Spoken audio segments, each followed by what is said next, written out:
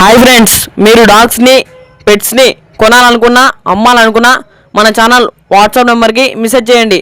మన ఛానల్ని సబ్స్క్రైబ్ చేయకపోతే వెంటనే సబ్స్క్రైబ్ చేసుకొని ఫాలో కొట్టి పక్కన ఉన్న బెల్ ఐకాన్ని యాక్టివేట్ చేసుకోండి. Let's start the video. Hi friends, welcome to our channel.